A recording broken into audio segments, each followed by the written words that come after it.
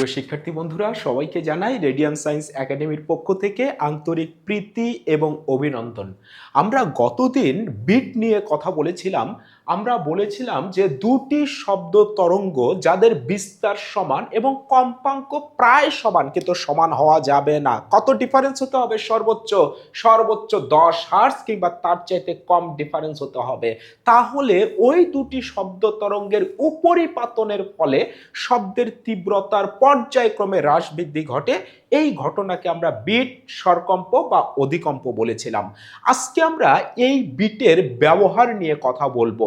বিটকে সাধারণত দুটি কাজে আমরা ব্যবহার করি, অর্থাৎ বিটের সাহায্যে খনির ভেতরে যে গ্যাসগুলো রয়েছে, অর্থাৎ গ্যাসগুলো যে আমরা উত্তোলন করি, সেই গ্যাসগুলো বিশুদ্ধ নাকি দূষিত সেটা আইডেন্টিফাই করা যায় বিটের সাহায্যে। অর্থাৎ খনিতে দূষিত গ্যাসের অস্তিত্ব নির্ণয় করতে পারি এবং আমরা এই বিটের সাহায্যে কোনো একটি অজানা সুরশলাকার কম্পাঙ্ক কত, সেই কম্পাঙ্কের মান আমরা হিসাব করতে পারি।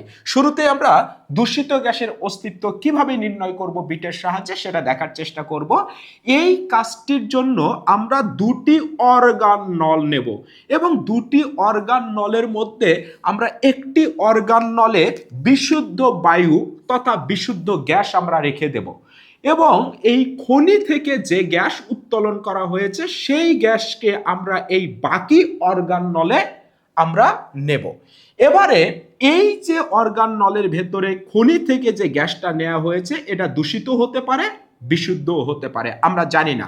এবারে এই খনি থেকে গ্যাসটি এর অর্গান নলের ভেতরে নিয়ে এই দুটি অর্গান নলকে শব্দায়িত করে আমরা বিট তৈরি করার চেষ্টা করব। যদি দেখি এই দুইটি অর্গান নল শব্দায়িত হওয়ার ফলে বিট তৈরি হয়েছে, বিট উৎপন্ন হবে, অর্থাৎ বিট যদি তৈরি হয় তাহলে বুঝতে হবে এই খনির ভেতরে যে গ্যাসটি ছিল এটি দূষিত গ্যাস। আর যদি দেখি অর্গান নল দুটো শব্দায়িত করার ফলে বিট তৈরি হয়নি, অর্থাৎ বিট উৎপন্ন হয়নি, তাহলে বুঝতে হবে এই খনির ভেতরে যে গ্যাসটি রয়েছে এটা বিশুদ্ধ গ্যাস। কিভাবে বুঝলাম যে বিট তৈরি হলেই দূষিত গ্যাস আর না হলে বিশুদ্ধ গ্যাস? দেখো তো, যদি এই খনির ভেতরের গ্যাসটি যদি দূষিত গ্যাস হয় তাহলে এর যে ঘনত্ব রয়েছে রো এর মান, এই রো এর মানটা চেঞ্জ হয়ে যাবে। ধরে নেই এটা রো প্রাইম চেঞ্জ হয়ে গেছে, ওকে, দূষিত গ্যাস এর ঘনত্ব চেঞ্জ হবে।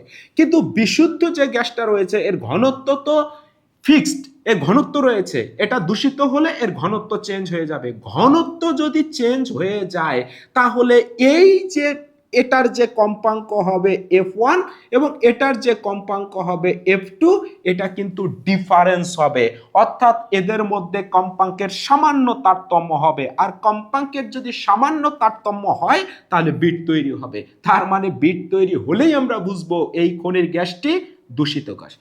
অপরদিকে তাকাও, যদি এই গ্যাসটি যদি বিশুদ্ধ গ্যাস হয় তাহলে এর ঘনত্ব এবং এর ঘনত্ব সেম হবে।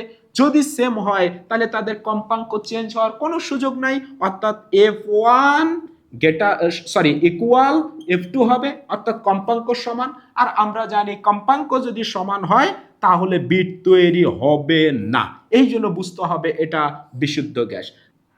এই বিটের সাহায্যে আমরা কোনো একটি অজানা সুরশলাকার কম্পাঙ্ক নির্ণয় করতে পারি। ব্যাপারটা এইরকম, ধরে নাও আমার হাতে দুটি সুরশলাকা রয়েছে। এই সুরশলাকাটি, দ্বিতীয় সুরশলাকাটির কম্পাঙ্ক দেয়া আছে, ধরো 500 হার্টজ দেয়া আছে, এটা জানা, এই সুরশলাকার কম্পাঙ্ক জানা 500 হার্টজ। বলেছে এই যে প্রথম সুরশলাকা রয়েছে, এই যে সুরশলাকাটি রয়েছে এটির কম্পাঙ্ক কত বের করতে হবে। আমরা এই দুটি সুরশলাকাকে শব্দায়িত করে আমরা এই অজানা সুরশলাকার কম্পাঙ্ক কত এটা বের করতে পারি। কিভাবে বের করব? খেয়াল করো তো, তোমাকে একটি সুরশলাকার কম্পাঙ্ক দেয়া থাকবে এবং আরেকটি দেয়া থাকবে না, সেটি বের করতে হবে। এই দুটি সুরশলাকাকে শব্দায়িত করলে বিট তৈরি হবে এবং কয়টা বিট তৈরি হবে সেটিও প্রশ্নে বলে দেয়া থাকবে। ধরে নাও প্রতি সেকেন্ডে 5টি বিট তৈরি হয়েছে। আমরা গতদিন একটা ফর্মুলা পেয়েছিলাম যে দুটি সুরশলাকাকে একত্রে শব্দায়িত করলে বিট তৈরি হলে প্রতি সেকেন্ডে কয়টি বিট তৈরি হয়, n is equal to f1 minus f2। তাহলে এইখান থেকে এই সমীকরণ থেকে আমরা কি লিখতে পারি দেখো তো, n is equal to f1 minus f2। আমরা f1 এর মানটা বের করতে চাই, বলো তো f2টা যদি এই পাশে নিয়ে আসি যোগ হয়ে যাবে, তাহলে অজানা শীর্ষলাকার কম্পাঙ্ক f1 ইজ ইকুয়াল টু হবে f2 প্লাস n। বলতো এনটা কি, প্রতি সেকেন্ডে উৎপন্ন বিটের সংখ্যা। আমি বলেছিলাম এই অজানা শীর্ষলাকার কম্পাঙ্ক জানা শীর্ষলাকার কম্পাঙ্কের চাইতে বেশিও হতে পারে আবার কমও হতে পারে। তার মানে প্লাস নিয়েও ম্যাথ করতে হতে পারে, মাইনাস নিয়েও ম্যাথ করতে হতে পারে। তাহলে আমরা এখানে একটি মাইনাস সাইনও দেব। তাহলে এই ফর্মুলা থেকে অজানা শীর্ষলাকার কম্পাঙ্ক আমরা বের করতে পারি। বলতো f1টা কি, এটা অজানা শীর্ষলাকার কম্পাঙ্ক, এটির মানে বের করতে হবে। বলতো f2টা কি, এটা হচ্ছে জানা শীর্ষলাকার কম্পাঙ্ক, এই যে দেখো 500 হার্জ দেয়া আছে। আর এনটা কি, প্রতি সেকেন্ডে উৎপন্ন বিটের সংখ্যা। তাহলে এইখান থেকে আমরা যেটা লিখতে পারি দেখো, f1 is equal to f2 এর মান হচ্ছে 500 প্লাস মাইনাস এখানে কত হবে 5 হবে। তার মানে f1 এর মান হবে, যদি যোগ নেই তাহলে 505 হার্জ, অথবা যদি বিয়োগ নেই তাহলে হবে 495 হার্জ। অর্থাৎ এই দুইটা কম্পাঙ্কের মধ্যে যে কোনো একটি কম্পাঙ্ক হবে এই শীর্ষলাকাটির কম্পাঙ্ক। এখন কোনটি হবে এটাই আইডেন্টিফাই করাটাই হচ্ছে ইম্পর্টেন্ট। এই কাজটা করার জন্য আমরা যে কাজটি করব সেটা হলো, এই অজানা শীর্ষলাকার বাহুতে, এই অজানাটার বাহুতে আমরা কিছু মোম লাগাবো, কিংবা আমরা তাল লাগিয়ে দেব। বলতো মোম লাগালে বা তাল লাগালে এই বাহুগুলো ভারী হয়ে যাবে, তাহলে এই অজানা শীর্ষলাকার বাহু ভারী হয়ে যাবে। ভারী হলে কি হবে বলতো, এর কম্পাঙ্ক কমে যাবে, কম্পাঙ্ক কমে যাবে। এবার যদি আমরা এই মোম বা তার লাগানোর পরে এবার যদি আমরা এই দুইটা শীর্ষলাকাকে আবার শব্দায়িত করি, এবার কি প্রতি সেকেন্ডে 5টি বিট তৈরি হবে না অন্যরকম বিট তৈরি হবে।